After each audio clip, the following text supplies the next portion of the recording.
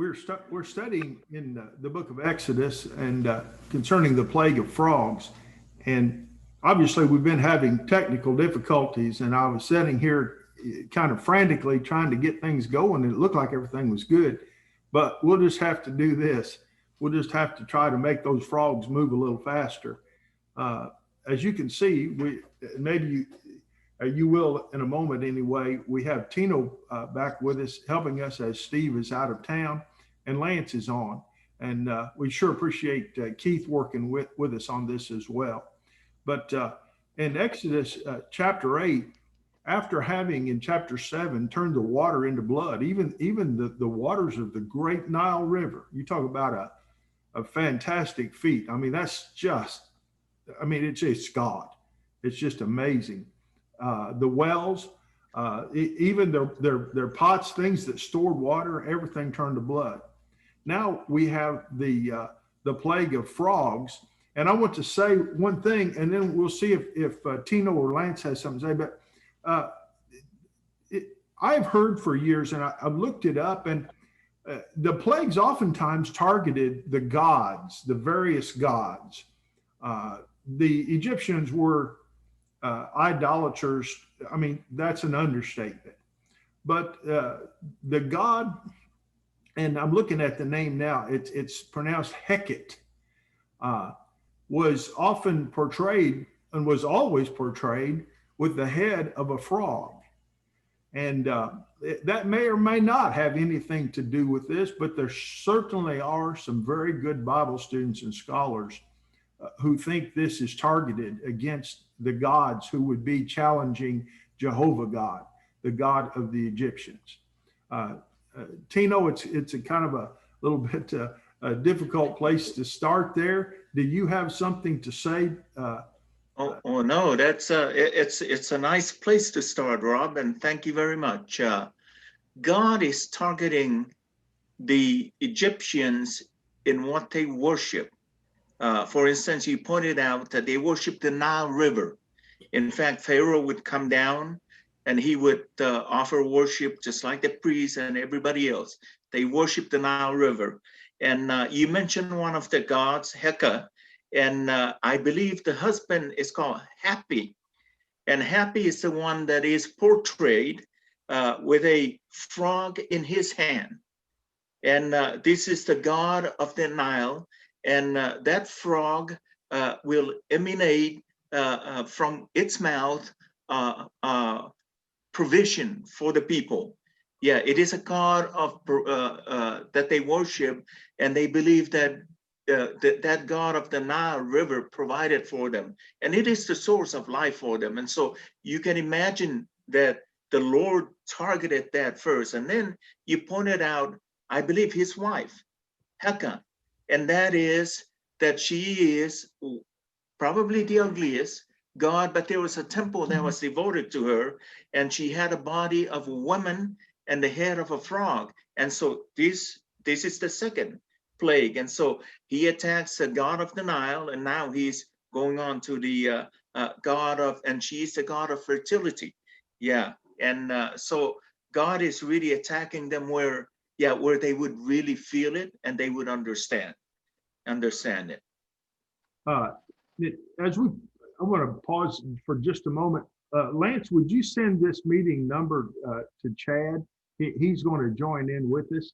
And I want to say this, just in practical terms, just think about all these frogs. I mean, there wasn't just a few frogs. It wasn't, I mean, you know, if you had 10, 15, 20, 25 frogs around your house, it would be unusual. And if they start coming into your house, into your home, that is going to be not just a little unusual. It's not going to be just slightly peculiar, but it is going to be troubling.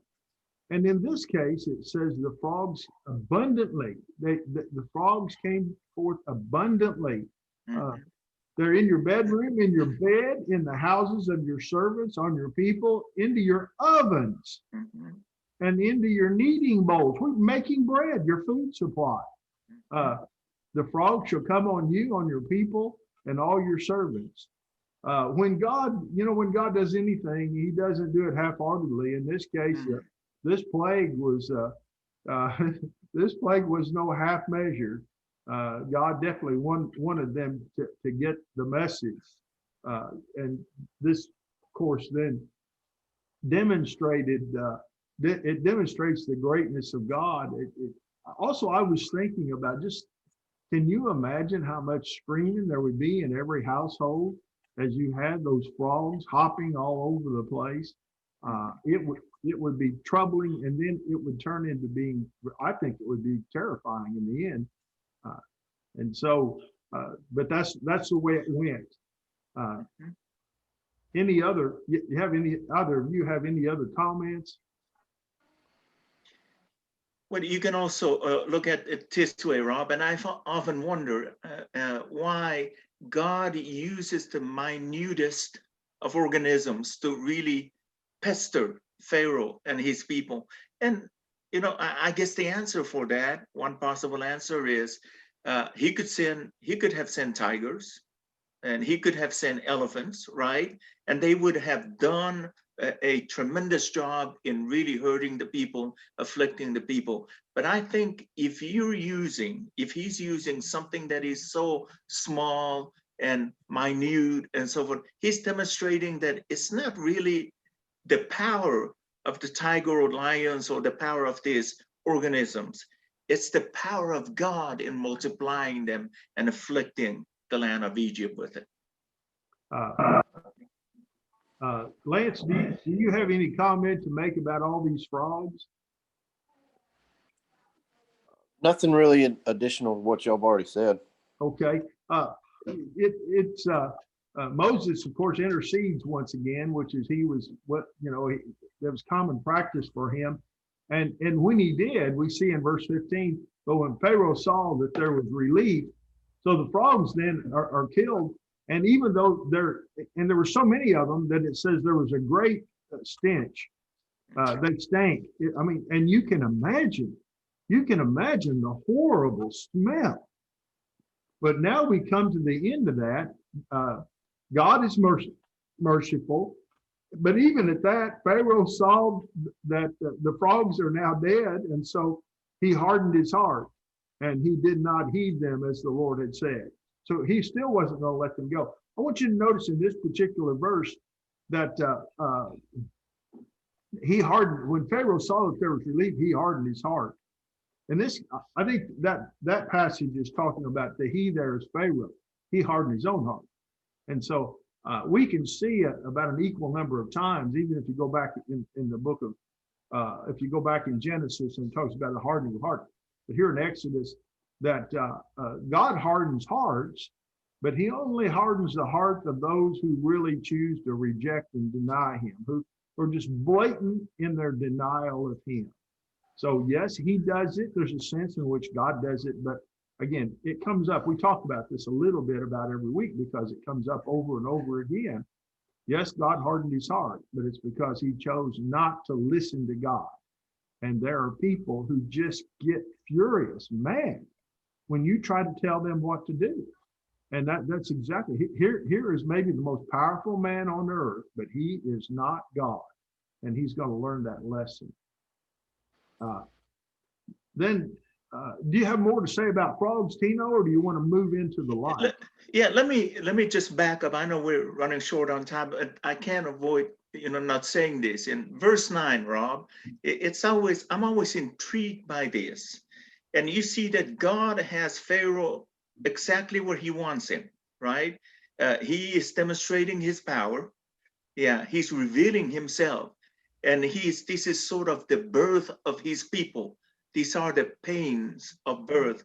And Moses, even under these conditions, was so kind and considerate to Pharaoh to say, I will give you the honor of naming the time that you would like for me to ask God to remove the frogs from the land. I mean, even in times of disagreements and so forth, Moses still showed consideration, and I think that's a good lesson for us. Yeah, sometimes we hit people on the hammer a little bit too much. Yeah, instead of being kind and just, yeah, firm, but, show consideration as well. That's a great point. And Tino, it's a lot more difficult to do when you are not respected yourself. When you're being, I mean, Pharaoh is preeminently arrogant. And he, of course, is looking down. Who are you? Who's the shepherd that comes in here telling me what to do? As a matter of fact, he's even saying, he already asked, well, who's Jehovah that I should obey his voice? I mean, if he's going to look down his nose at God, he's going to look down his nose at Moses. And when people are saying bad things about you, when they're mistreating you, when they have no respect for you, it's going to be difficult for you to be as godly as you should be. Exactly. But that's exactly when you need to show what you're made of and who guides you. I'm telling you, that's a lot easier to say than to do. That's very hard and very difficult. It's difficult for me, and I suppose it is to some extent for everybody. That's a great point. Any more about the frogs? Either one of you?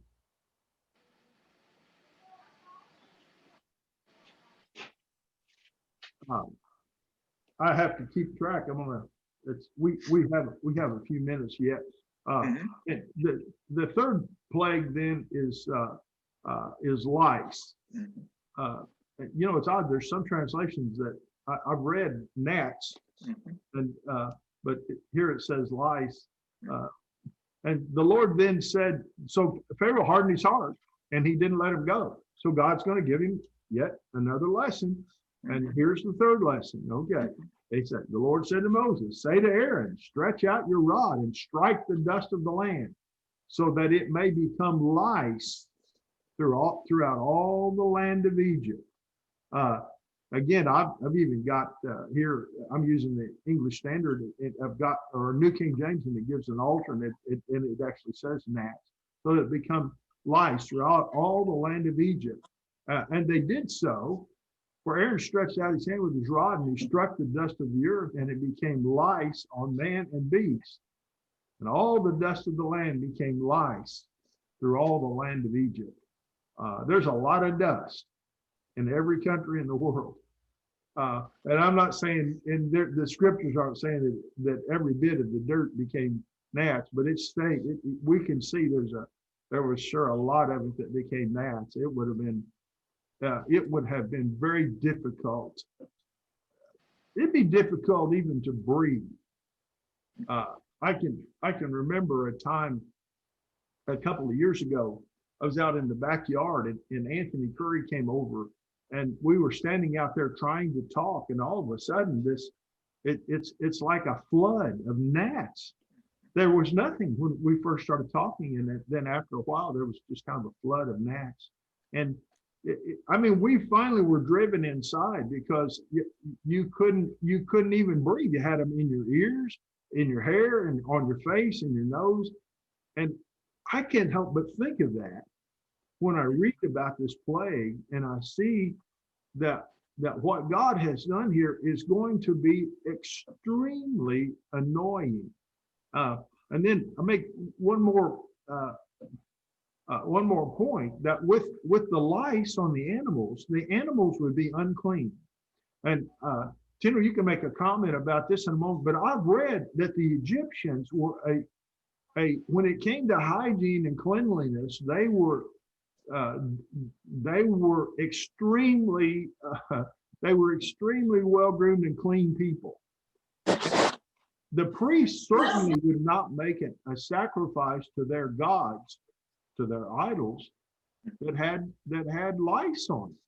So it shut down their worship system, their sacrificial system.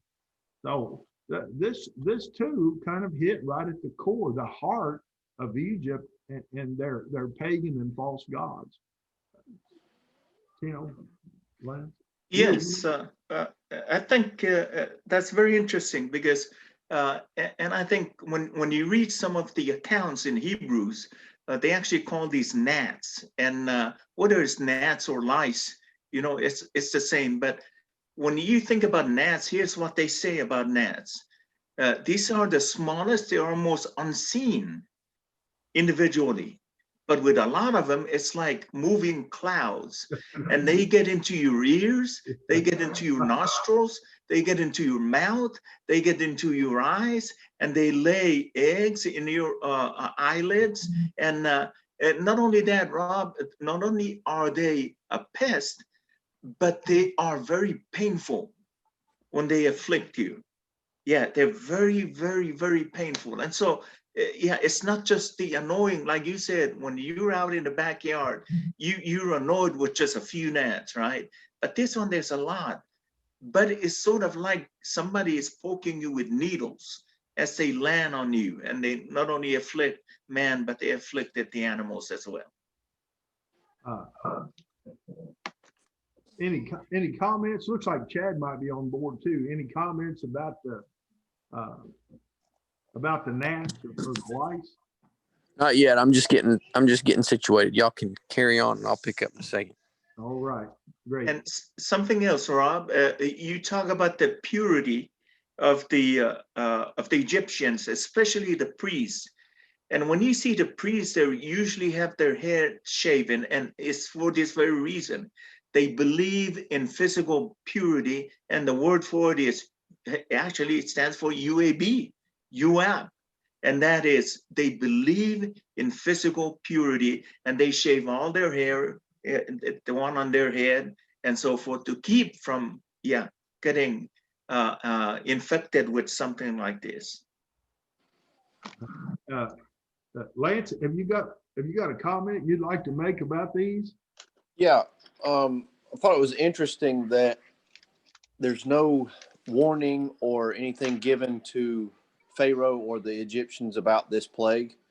And then even though there was no warning, we see that, the soothsayers or the magicians immediately recognize that this is the first time that they're unable to repeat the plague, but they recognize that this is the finger of God or deity.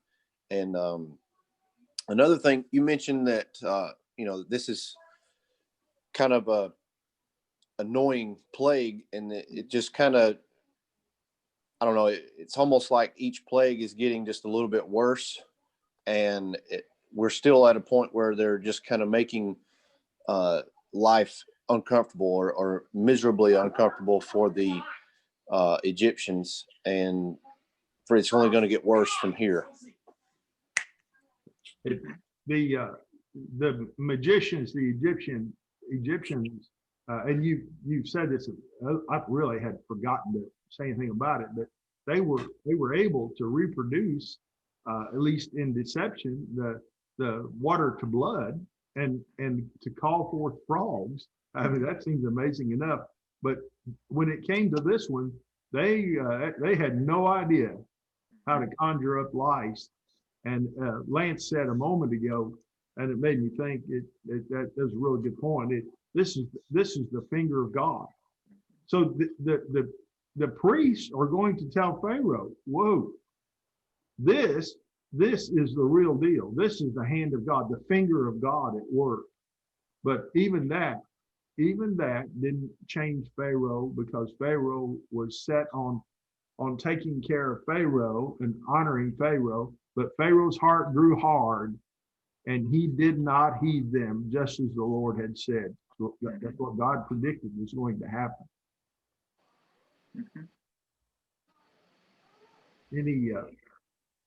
Any more comments, or is that about all the frogs and the lice you want? Well, Rob, let me just throw something in that's a little bit off a little bit, but it applies here. And that is, when you say the finger of God, I am reminded of the finger that rode, when they were partying using the vessels from the in Babylon, from the temple, and where it says, "You have been weighed in the balance, and you have been found wanting," right? And so this is Pharaoh. It's been weighted in the balance, and he's been found wanting. Yeah, whenever whenever any part of God moves, there's going to be great things happening. But even the enemies of God have to acknowledge him whenever he makes a move. But through their rebellion and hard-heartedness, even at that, they're not going to follow God. They're going to go their own way. So and he did not heed them, just as the Lord had said. So this is exactly what God predicted would happen. Chad, you have something to say there? No, I'll chime in on the next section. Okay, good. All right. Now the next plague, and so Pharaoh gets yet another lesson. He said, "Who is Jehovah that I should obey his voice?" And now he's one lesson after another. Now we're down to the fourth one, and that's flies. And there is nothing nastier than having flies all around you. Nothing. Really, I suppose gnats ought to be looked at in the same way, but I never did. But flies, you whenever you have flies all over, you're thinking about where they were before they flew onto you, and that itself is kind of a gross thought.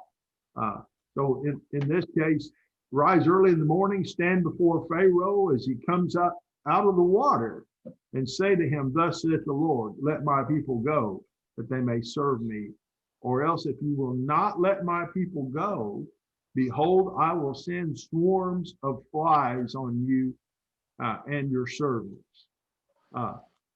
Again, I've been trying to make a comment each time regarding the Egyptian deities when we look at a different plague. If my understanding is correct, the word there really is just literally, it says God sent a swarm. It really doesn't identify them as flies.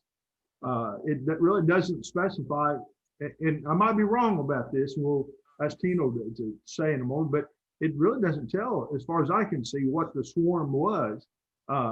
And I've even read in times past, even heard someone say one time that it's possible that it was actually a variety of very gross insects.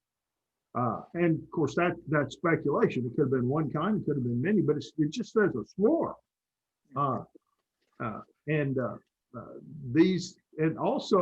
These swarms devoured them. Now, whenever I hear that word, I'm thinking about they must have been biting insects. Now, I have definitely seen and felt flies that bite. Mm-hmm. Some varieties don't seem to, but others will. But whatever this is, once again, it's extremely irritating. It's extremely irritating, and it too would affect the cleanliness of the animals that these priests want to sacrifice. So even though it doesn't really say, and I can't say for sure, I wonder if this also doesn't strike at their sacrifice, their sacrificial system, their worship system. Go ahead. Anybody?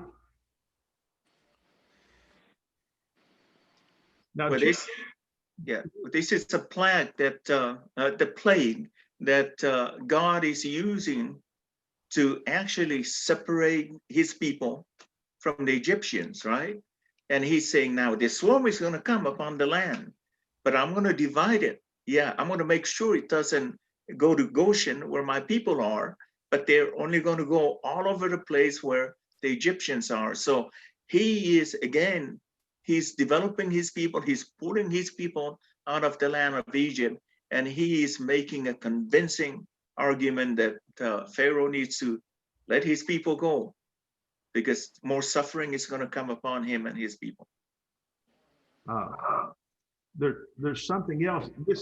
This may have happened before, but we see here it says in verse 23, God says, "I'll make a difference between my people and your people.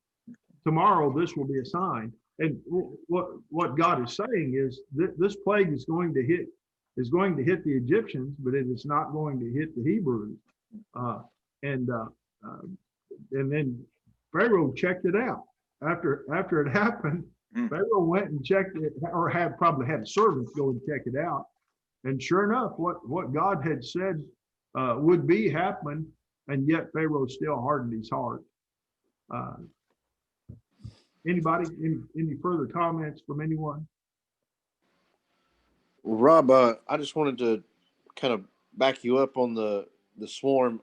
The Hebrew word that I've seen has been translated as the horde, but again, nothing specific mentioned about what animal it was. The horde. Okay. Yep. What kind of timeline are you thinking on each of the? I mean, some of them said like, yeah. Were there any specifics on how long each one lasted? Not as far as I know. I guess I have just always assumed that we're looking at back to back, so a matter of days. But I really, when you ask the question, that's a good question. Tino, do you have an answer to that? I've always looked at it, I put myself in that position and say, how long can I tolerate the gnats? Well, hours, right?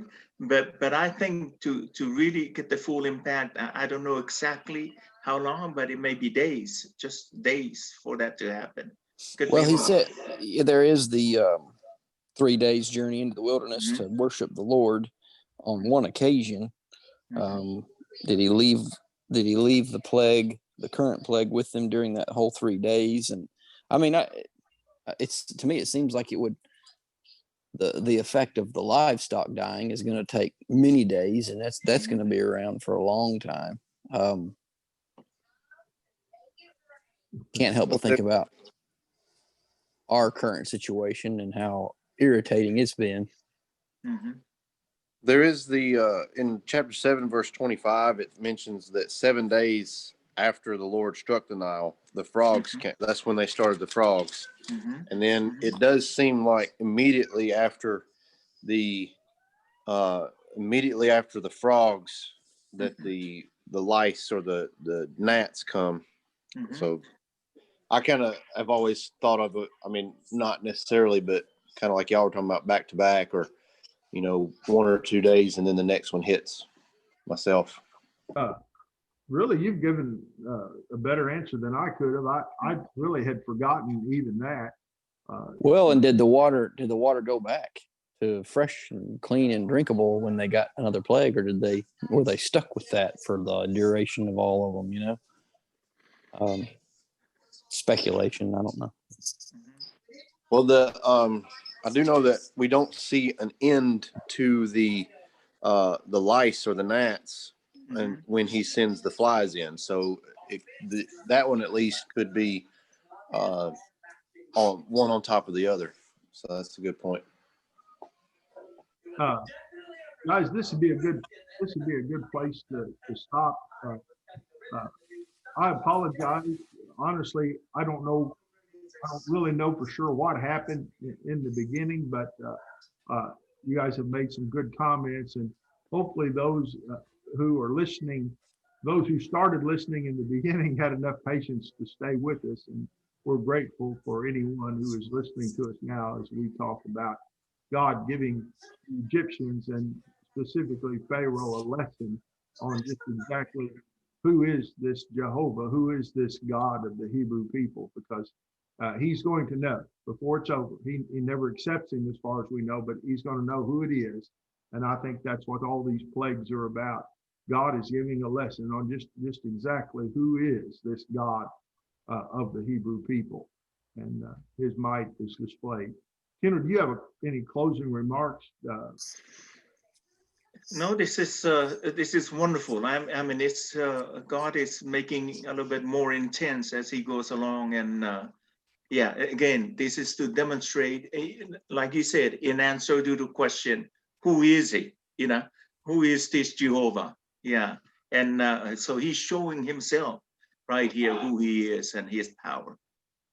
I appreciate it, and it's time to go on to the next segment, and I actually have the sermon this afternoon. So I thank you for your help. And I'm going to, just for the moment, stop the share, and we'll talk to y'all later. Thank you.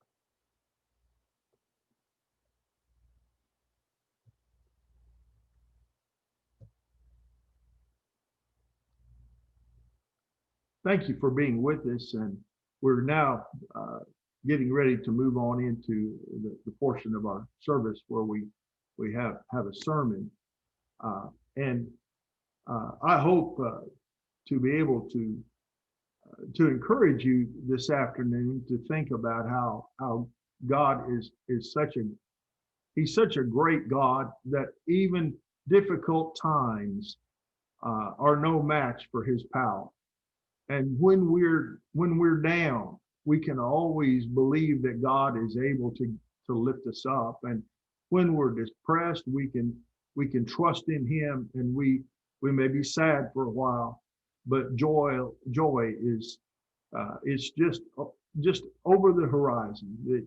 God is always there. He's always capable.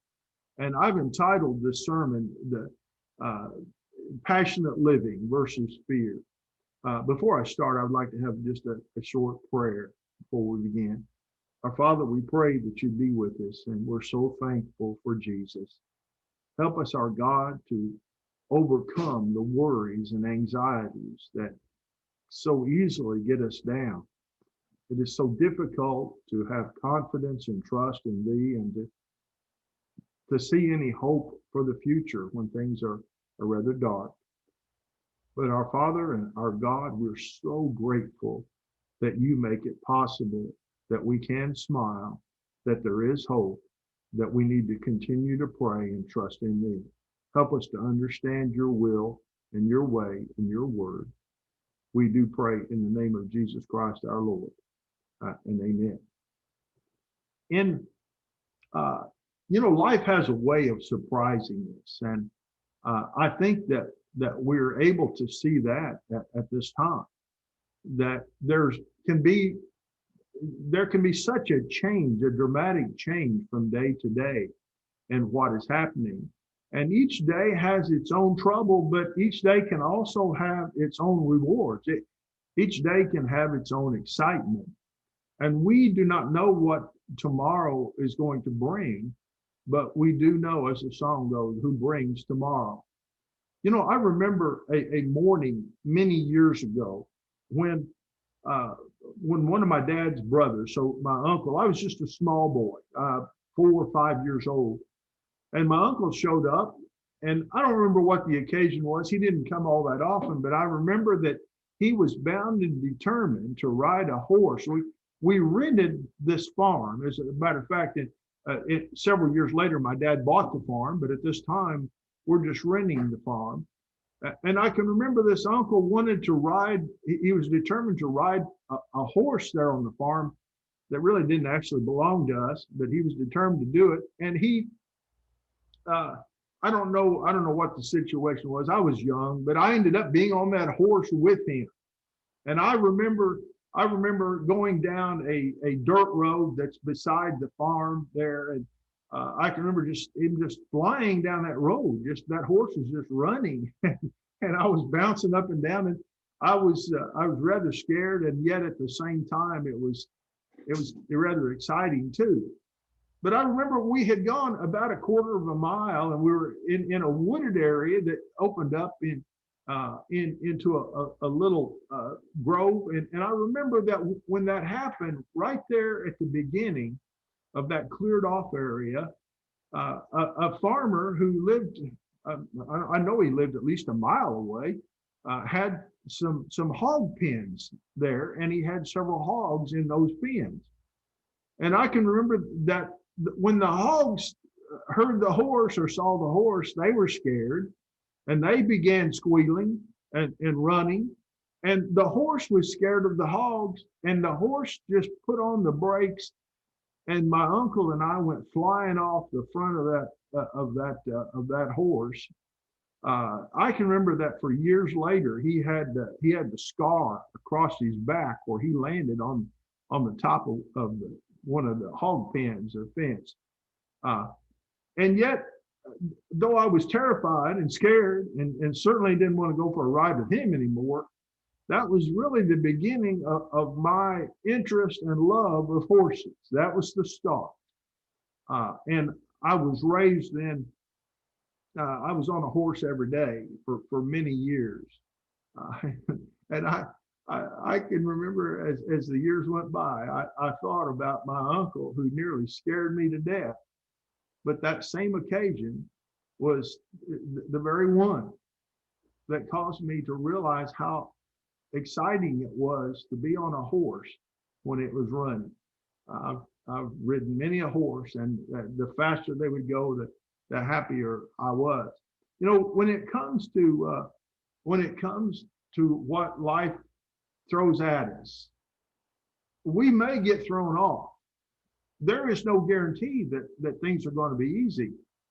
But as long as we have confidence in God and we keep on, sometimes it's that danger, it's the difficulties that we don't choose, but they're in front of us. Those difficulties will help us to well, it'll open up avenues, and it'll help us to get involved in hobbies, in vocations. It'll help us to make decisions which we never would have made without those difficulties.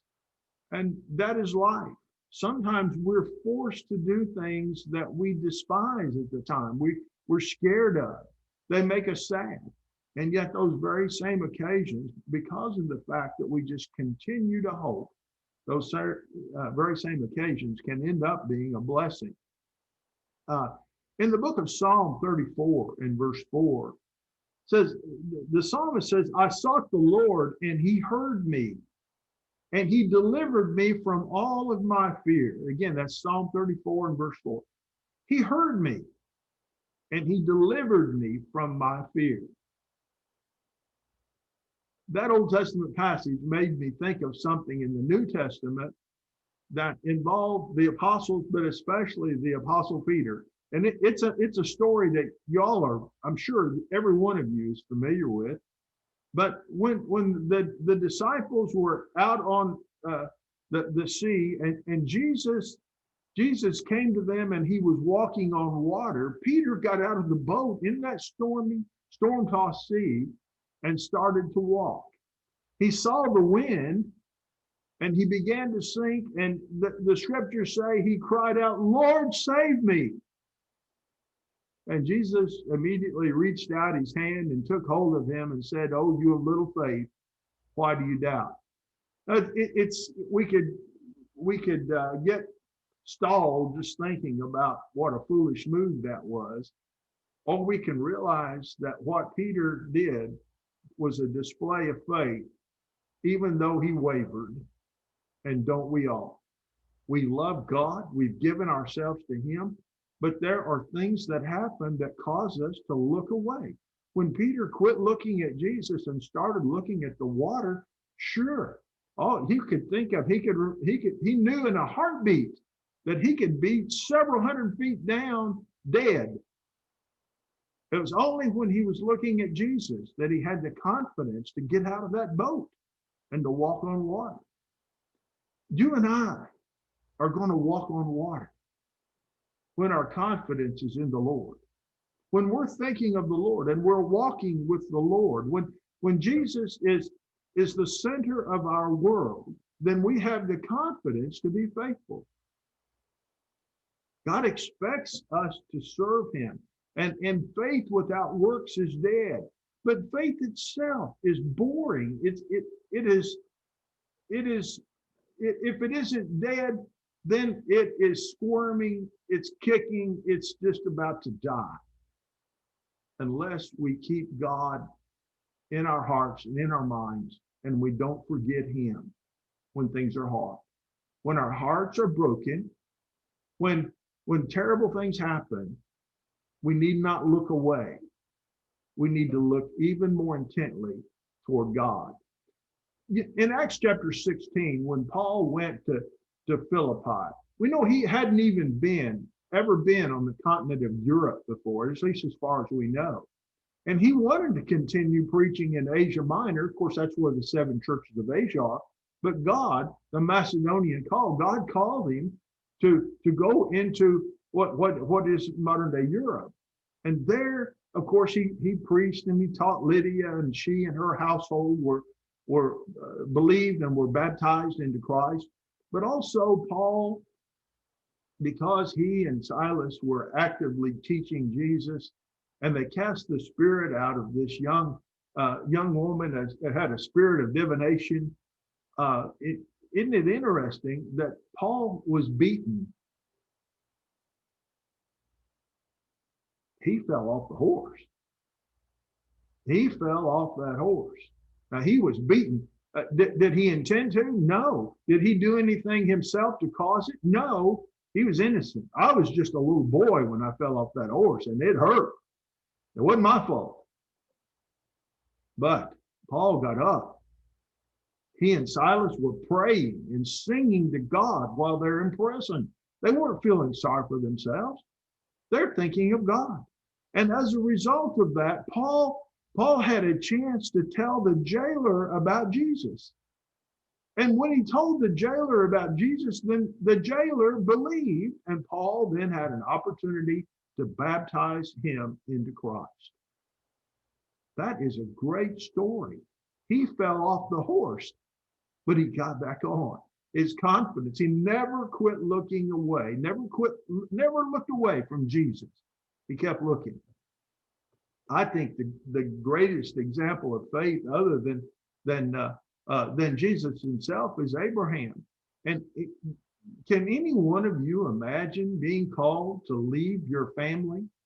Just look around. If you're listening right now, just look around yourself, and you probably have loved ones next to you. Just look at them.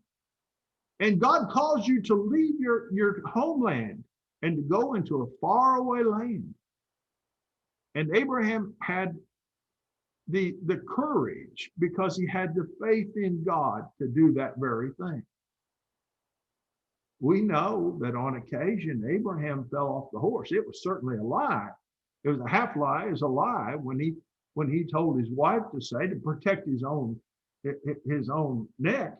He told her to say, well, you're my sister. Actually, she was half sister. But still, he didn't do that for her. He did that for him. But he looked to God. As a whole, he looked to God. I may look away. I may fall off the horse. I may have such a hard time that I'm bruised, I'm broken. I may have a hard time ever looking up again, but I must remember there is a God. I must look to him. I must trust in him. You know, I'm not sure we consider, at least I've never heard too much said about those years, that David is anointed by Samuel. David, the shepherd boy who killed the lion, who killed the bear, who then killed Goliath, the giant. He killed him because he believed in God, had confidence in God. Then he's anointed by Samuel to be king. But then what happens? Because of the fact that King Saul, the first king of Israel, is jealous, David finds himself fleeing for his life. He ran for his life for years, not just a few minutes or a few days or a few weeks, but for years he ran for his life from King Saul. Now, what one of us, if we were in that situation, wouldn't start thinking, well, why does God let this happen to me? Why doesn't God do something about this? He wants me to be king, but why does he not deliver me? Of course, God did in his own time. You see, We're tried like gold that's melted, brought to the boiling point in fire until the impurities are separated from the gold. We have things that happen to us within our families, things that we want that are hard. We see suffering. We even see death. We see things sometimes which cause us to shed tears of joy, and at other times to shed tears of sadness. But God is always there, and heaven is always just a few breaths away. We don't know when we might go, but when we do, we have Jesus. David fled from Saul. He lived in caves. You ever spent time in a cave? I was in Mammoth Cave there in Kentucky. Of course, they say now it's not the largest cave in the world, but it's got hundreds of miles of cave. And I'll tell you, that's a dark, damp, cool experience. That's not somewhere I'd want to live and hide out, but David had to. But his confidence was in God. You see what happened? David is anointed. He defeats Goliath, victorious.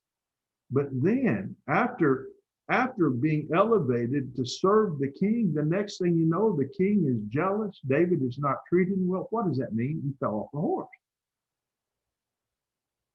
He fell off the horse. Life was hard, but he never gave up on God. He was down. He got despondent, but he never gave up on God. And neither should we. And that's, I want to end where I began, that I choose to live passionately for God, to love my God. And you should too. Fear can debilitate. It can totally disable us. But we need to trust in God. We're going to have worries enough, and I do, but I think life would be so miserable if God was not there for me to look to him and have confidence and hope in what's going to happen in the end. I may be down now, but God will lift me up. That's true of you as well. I thank you very much for listening. I appreciate very much the time you have spent honoring God and worshiping God. What a great and glorious God we serve. Thank you so much for being a part of this day and sharing God with us. I'm going to end this sermon at this time, and